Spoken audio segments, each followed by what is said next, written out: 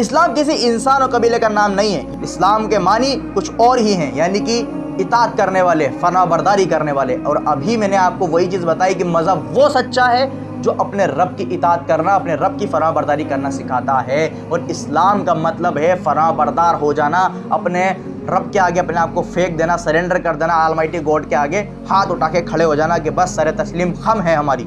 تو اسلام کا معنی یہ ہے۔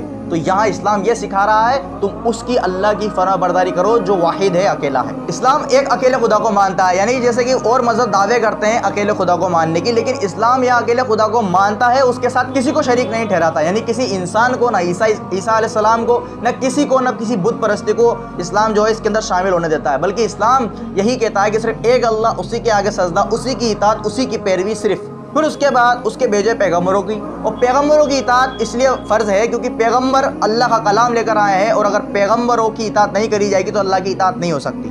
تو پیغمبروں کی اطاعت کرنے کا حکم بھی اسلام ہمیں دیتا ہے، اور پیغمبروں کی اطاعت میں اللہ کی اطاعت ہوتی ہے، اور ان کے اتارے گئے پیغام، یعنی کہ جو نبیوں کے اوپر جو پیغام اللہ کی طرف سے اتارا جائے گا اس کی بھی آپ کو فرما برداری کرنی پڑے گی۔ کیوں؟ کیونکہ وہ پیغام اللہ کی طرف سے ہے اور وہ نبیوں پہ اتارا جا رہا ہے۔ ان لوگوں میں سے لوگ چنے جاتے ہیں، یعنی نبی بنائے جاتے ہیں، پھر ان کے ذریعے سے لوگوں کو نصیحت کری جاتی ہے۔ تو اس پیغام کے اوپر ہی عمل کرنا پڑے گا کیونکہ ان لوگوں کے اوپر وہ پیغام اتر رہا ہے۔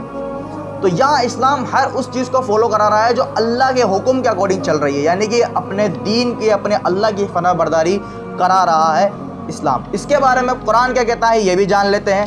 اسلام کے بارے میں قرآن کیا کہتا ہے، اسلام سچا ہے یا نہیں، اس کے بارے میں قرآن کیا کہتا ہے۔ سورہ البقرہ آیت نمبر 87، ہم نے موسیٰ کو کتاب دی، اس کے بعد پے در پہ لگاتار رسول بھیجے، آخر میں مریم کے بیٹے عیسیٰ کو روشن نشانیاں دے کر بھیجا۔ یہاں اللہ تعالیٰ عیسائیوں کی بات بتا رہا ہے کہ ہم نے مریم کے بیٹے عیسیٰ کو بھی بھیجا، اور ہم نے موسیٰ کے بعد موسیٰ کو کتاب بھی دی، اور لگاتار نبی بھی اتارے۔ یعنی یہ چیز واضح کر رہی ہے کہ جتنے پیغمبر آئے تھے وہ یہی کلام لے کر آئے تھے، یہی توحید لے کر آئے تھے، اور اسی اللہ کا پیغام لے کر آئے تھے، ایک اللہ کا پیغام لے کر آئے تھے۔ سورہ آل عمران آیت نمبر 3، اے نبی صلی اللہ علیہ وسلم، اس نے تم پر یہ کتاب اتاری جو حق لے کر آئی ہے، یہ کتاب یعنی قرآن، اور ان کتابوں کی تصدیق کر رہی ہے جو پہلے سے آئی ہوئی تھی۔ اس سے پہلے وہ انسانوں کی ہدایت اور رہنمائی کے لیے تورات اور انجیل اتار چکا ہے، یعنی کہ یہ کتاب وہ ہے قرآن جو اس سے پہلے آئی گئی کتابوں کی تصدیق کر رہا ہے کہ ہاں وہ لوگ اوتھینٹک تھیں جب تک کہ اس میں ملاوٹ نہ ہو گئی، اور یہ وہ کتاب ہے تورات اور انجیل جن کی تصدیق کرتا ہے، اور وہ کتابیں جو اس سے پہلے نبیوں پہ اتاری گئی ان کی بھی گواہی دیتا ہے قرآن۔ تو یہ قرآن تو ظاہر کر رہا ہے ان ساری باتوں کو جو پروفیسیز چلی آ رہی ہیں، جو اللہ کے پیغام چلے آ رہے ہیں، اللہ کے کلام چلے آ رہے ہیں، اس کی یہ لاسٹ میں فائنل ایک شکل دکھا رہا ہے کہ دیکھو اس چیز کو مان لو۔ سورہ البقرہ آیت نمبر 113، یہودی کہتے ہیں عیسائیوں کے پاس کچھ نہیں، عیسائی کہتے ہیں یہودیوں کے پاس کچھ نہیں، حالانکہ دونوں ہی کتاب پڑھتے ہیں۔ عیسائی کہتے ہیں ان کے پاس کچھ نہیں یہودیوں کے پاس، یہودی کہتے ہیں ان کے پاس کچھ نہیں، جبکہ دونوں ہی اہل کتاب ہیں۔ ان کو اہل کتاب اس لیے کہا جاتا ہے کہ دونوں کے پاس کتابیں ہیں، یہودیوں کے پاس تورات اور عیسائیوں کے پاس انجیل ہے، اس کے بعد بھی ایک دوسرے کو یہ بے وقوف کہتے رہتے ہیں، جبکہ دونوں کے پاس اللہ کی کتاب ہے، جس طرح مسلمانوں کے پاس یہ قرآن ہے، اللہ کی کتاب۔ سورہ مائدہ آیت نمبر 3، اللہ تعالیٰ فرماتا ہے آج میں نے تمہارے دین کو تمہارے لیے مکمل کر دیا ہے اور اپنی نعمت تم پر پوری کر دی ہے، اور تمہارے لیے اسلام کو تمہارے دین کی حیثیت سے قبول کر لیا۔ یہ اللہ تعالیٰ صاف بتا رہا ہے کہ اسلام ہی تمہارا مذہب ہے، تمہارے لیے تمہارا دین مکمل ہو گیا، یہی تمہارا دین ہے، تمہیں اسی کو فالو کرنا ہے، کہ یہ اللہ کی اطاعت کرنا سکھا رہا ہے۔ یہ ہمیں واضح ہو گئی چیز کہ وہاں ایک خدا کی بات کری جا رہی ہے، اور ہمیں یہ چیزیں معلوم ہو گئی کہ وہ بڑے دھرم جو ایک خدا میں مانتے ہیں وہ جھوٹے کیوں ہیں، کیونکہ ایک تو انسان کو خدا کا درجہ دے رہا ہے، دوسرا خدا کے پیغمبروں کو قتل کر رہا ہے، لیکن جو تیسرا دھرم ہے وہ نہ تو خدا کے ملاوٹ کسی کو کر رہا، خدائی میں شامل کر رہا کسی کو، نہ پیغمبروں کو قتل کر رہا ہے یعنی اسلام، اور بلکہ وہ خدا کی اطاعت کرا رہا ہے، وہ خدا کی فرما برداری کرا رہا ہے۔ اور جو کتاب اس اسلام میں، اس مذہب میں اتری ہے، وہ ان دونوں بڑے دھرموں کی تصدیق کر رہی ہے کہ تورات اور انجیل حق تھی، سچ تھی، جب تک ان کے اندر ملاوٹ نہیں کر دی گئی، اور ان نبیوں کی بھی اس کتاب کے اندر، قرآن کے اندر تصدیق کری جا رہی کہ وہ نبی حق لے کر آئے تھے۔ تو یہ واضح کرتی ہے چیز کہ اسلام سچائی کی دعوت دے رہا ہے۔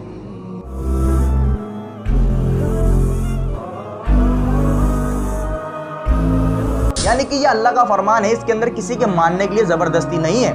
اگر زبردستی ہوگی تو امتحان کیسا رہے گا؟ یعنی کہ اگر آپ کا بچہ ایگزام دے رہا ہو، میں اس کا ٹیچر ہوں، میں زبردستی اس سے کوئی آنسر لکھوا دوں تو اس کا ایگزام کا مطلب نہیں رہ جائے گا. اگر میں نے زبردستی اس کو مار پیٹ کے ایگزام لکھوا دیا, آنسر لکھوا دیا, تو اس کا کوئی سینس نہیں رہ جائے گا اس کے امتحان دینے کا, ایگزام دینے کا, بلکہ اس بچے کو خود کی اپنی صلاحیت سے اپنے دماغ کو استعمال کرنے کے بعد اس ایگزام کو لکھے گا, تب معلوم ہوگا اس کے پاس کتنا دماغ ہے. تو اس دنیا میں ہمیں ہمارے دماغ یوز کرنے کے لیے بھیجا گیا. اللہ تعالیٰ نے عقل ایک انسان کو ایسی چیز دی جو کسی مخلوق کو نہیں دی, اور اسی لیے ہم اس عقل کو یوز کر کے اللہ کو پہچانتے ہیں. تبھی قرآن کے اندر بار بار ذکر کرا گیا ہے کہ عقل والو نصیحت حاصل کرو.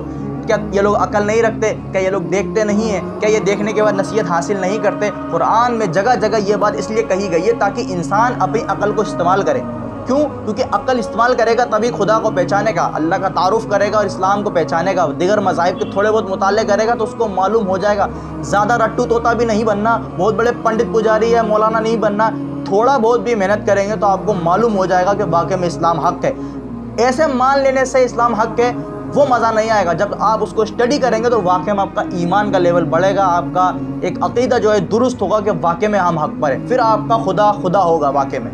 اس کا خلاصہ یہ ہے کہ ایک انسان علم حاصل نہ کرے اور علم ہو کر بھی اپنی حقیقی رب کو نہ پہچانے تو وہ خود پر ظلم کرتا ہے. یعنی کہ ایک انسان خود علم حاصل نہ کرے, میں نے آپ کو بتایا علم حاصل نہ کرنا اس بارے میں, تو یہ بے وقوفی ہے. آپ جگہ جگہ جاتے ہیں ہر اچھی چیز کو پتہ کرنے, اور آپ اپنے مذہب جو سب سے سینسٹیو چیز ہے اس کے بارے میں اگر آپ معلومات نہیں حاصل کرتے دیگر مذاہب میں بھی اور اپنے مذہب میں بھی, تو پھر آپ بے وقوف ہیں بہت بڑے. علم ہونے کے بعد یہ حاصل نہیں کرتے. ڈاکٹرز کی ڈگریاں لینا, انجینئر کی ڈگری لینا آسان ہو گیا ہے, لیکن ایک مذہب کے بارے میں جو آپ کے آخرت کے بارے میں فیصلہ کرائے گا اس کے بارے میں آپ کچھ نہیں جاننا چاہتے. اسلام کہتا ہے سب کو دیکھو, جانو, پھر فیصلہ کرو, یعنی عقل سے کام لو اور سوچو. اسلام یہی کہتا ہے کہ سب مذہب کو پڑھو, سب کو جانو. قرآن میں یہی تو بار بار کہا گیا ہے کہ نصیحت حاصل کرو. ہم نے ان کے ساتھ کیا کیا, فلانے دور میں وہ لوگ تھے, ہم نے ان کی لوط کی قوم کے ساتھ کیا, ہم نے سمود کی قوم کے ساتھ کیا, ہم نے عاد کی قوم کے ساتھ کیا. کیا تم نصیحت حاصل نہیں کرتے؟ ہم نے داؤد کو کس طرح جنوں کا سردار بنایا, ہم نے کس طرح. تو ساری چیزیں جو ہیں یہاں ایک بتائی جا رہی ہیں. اللہ تعالیٰ ہر چیز کی نصیحت کر رہا ہے کہ تم علم بھی حاصل کرو, جگہ جگہ جا کے چیز کی نالج حاصل کرو, اور پھر عقل لگاؤ, سوچو, تو تمہیں سمجھ میں آئے گا کہ واقعی میں دین اسلام حق ہے. اب آدمی صرف یوں کہتے ہیں ہاں اسلام ہی سچا ہے, اس کے وہ ماننے میں مزہ نہیں جو پڑھ کے مانے گا, اس کے میں جو طاقت ہوگی. دونوں میں بہت بڑا فرق ہے. اب اس کے بارے میں سورہ اعراف کے آیت نمبر 179 ہے, جس میں اللہ تعالیٰ فرماتا ہے, اور یہ حقیقت ہے کہ بہت سے جن اور انسان ایسے ہیں جن کو ہم نے جہنم ہی کے لیے پیدا کیا ہے. ان کے پاس دل ہے یعنی دماغ, مگر وہ ان سے سوچتے نہیں ہیں. ان کے پاس آنکھیں ہیں مگر وہ اس سے دیکھتے نہیں ہیں. ان کے پاس کان ہیں مگر اس سے وہ سنتے نہیں ہیں. وہ جانور کی طرح ہیں بلکہ اس سے بھی زیادہ گئے گزرے. یہ وہ لوگ ہیں جو غفلت میں کھوئے ہوئے ہیں. یعنی اللہ نے آپ کو عقل دی, آنکھیں دی, کان دیے سننے کے لیے, دیکھنے کے لیے, نصیحت کے لیے آنکھیں دی. اس کے بعد بھی اگر آپ عقل کا استعمال کر کے اللہ تک نہیں پہنچ پا رہے ہو پہچان کے, تو آپ جانور نہیں بلکہ جانوروں سے بھی گئے گزرے ہو. کیونکہ جانور بھی جانتا ہے خدا کون ہے, کیونکہ جانوروں کو اللہ تعالیٰ نے عقل نہیں دی, اس کے بعد بھی وہ جانتے ہیں. پیڑ پودے بھی اللہ کو جانتے ہیں, سب جانتے ہیں. لیکن ایک انسان جو اتنا عقل رکھتا ہے, کان اور آنکھ سے دیکھ کے نصیحت حاصل کرتا ہے, وہ اپنے رب کو نہیں پہچان رہا, تو اس سے بڑا کوئی ظالم نہیں ہے, اس سے بڑا کوئی ظلم کرنے والا نہیں ہے, بلکہ جانور سے بھی بدتر ہے, اللہ تعالیٰ فرماتا ہے. تو یہاں ہمیں یہ چیز پروو ہوتی ہے کہ جو دھرم ہے, تین بڑے جو ایک خدا کو مانتے ہیں, وہ کس طرح سچے ہیں اور کس طرح جھوٹے ہیں. تو یہاں صاف ظاہر ہوتا ہے کہ عیسائیوں کے بائبل کے اندر ملاوٹ ہے, انہوں نے خدا کا بیٹا بنا لیا اور خدائی میں کوئی شریک نہیں ہو سکتا. میں نے آپ کو اللہ کی تعارف میں بتا دیا.